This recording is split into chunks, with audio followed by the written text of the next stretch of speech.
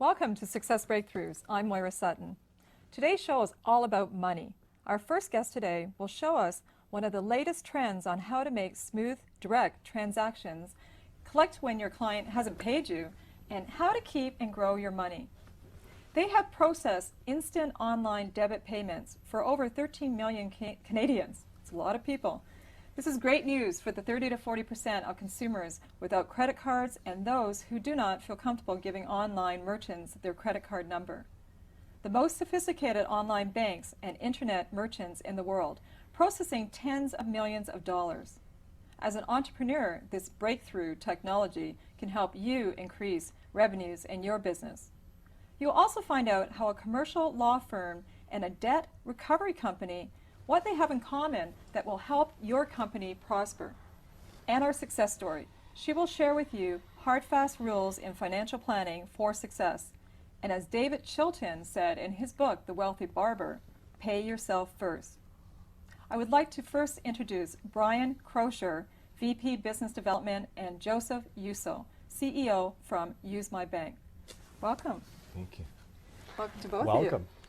So tell us, first of all, a little bit about your background, just briefly, and then how you two came together and how you created this company and what it's about. Go ahead, Houston. Okay, I was involved in the online payment industry for about 10 years. And a number of years ago, I met Joseph, and he had at that time told me about technology to leverage online banking. And at that time, online banking was really just in its infancy. But I knew from my experience in the credit card industry that there was a huge demand for people to pay cash and debit on the internet. And when I got together again with Joseph in 2002, he developed the technology for UseMyBank. And together, we were able to leverage online banking on behalf of the sellers, the internet sellers, to accept cash payments from Canadians that have online banking. So today, with online banking growing from 8 million consumers back in 2002 to over 13 million online consumers now, our merchant base is growing, and as a result of that, consumers now have another choice to make payments on the internet. So how you're saying, like, how did you create that? How did you create that technology? How did that come? Because again, as entrepreneurs, we're very creative people. Was there a spark that went off? What was that process? What did it look like? Yeah, well, it was based on the fact that I've been in banking for over 15 years back in 1999, and I was going into a new company. They said, do some research. So we went and looked out there, and we thought, geez, there's a whole marketplace that's not being serviced by online debit. So we saw that credit cards were pervasive, e-wallets were just coming up, and nobody was doing debit.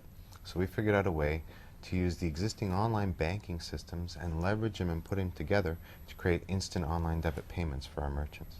And what is e-wallets? Like, these are new terminology to me. I'm not an e-commerce person, so this, it's a learning curve for me. Oh, sorry about that. E-wallets, there's all kinds of forms. PayPal's an e-wallet, for example, Okay, where you can actually load the funds into the account and then take the money and use it to purchase on the internet. So it's sort of like another bank account. So that is one that's out there that's very recognized by individuals in business. Yeah, that's huge.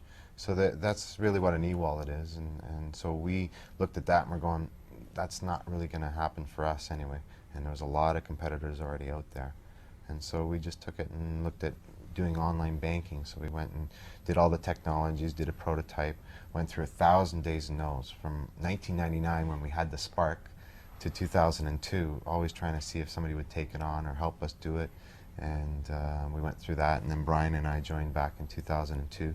He gave me the little nudge that I needed, and I gave him the nudge, and we both progressed through it and built the company, launched in December of 2002 with the hopes of doubling every month, to the point where we're now processing tens of millions of dollars a month. So that nudge forward big time.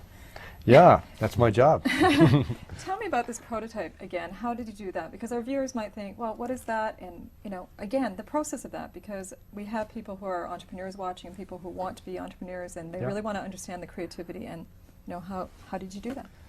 Well, sometimes it just takes going and doing something to see what the problem or how you're going to fix the problem or come up with the solution. So I've had a number of guys work for me over the years, and we put together prototypes. And so the prototype would be like, okay, do it for Royal Bank or do it for one of the banks, and see if we can get the process where we can actually get a real-time confirmation and debits coming out of the people's accounts.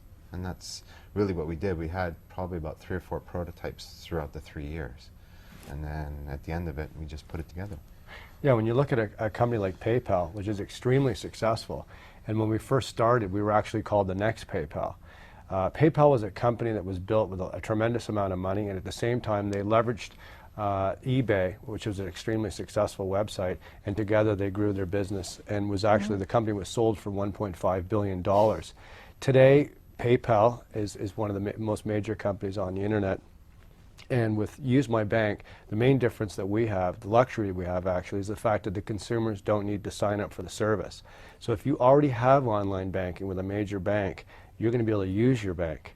With PayPal, you'd have to make the step of joining, and that's what the difference between a wallet and a direct payment is. So we've actually leveraged the online banking systems to make those direct payments so that consumers, if they see the UseMyBank logo at the checkout, they know that they can instantly make a payment. And if they don't have online banking, there's another good reason to get online banking, and we actually provide a link to those consumers so that they can go sign up at their online bank and come back to the merchant's website and make a payment. Okay. Now, when I think about the UseMyBank and the process of, first of all, it's how long have you been in business together? Since, well, the company launched December 2002, so now we're in our fourth year, and the company's now expanding internationally because our whole mission is to aggregate and join together all the major online banks in the world on behalf of our online sellers who are international. So if you look at online banking being the fastest growing activity on the internet today, and you look at UseMyBank as just merely being a technology company that is joining together all the power of online banking under one button so that sellers who now accept Visa, MasterCard as their credit cards and Discover and American Express can now have another way to tap into the hundreds of millions of people around the world that have online banking.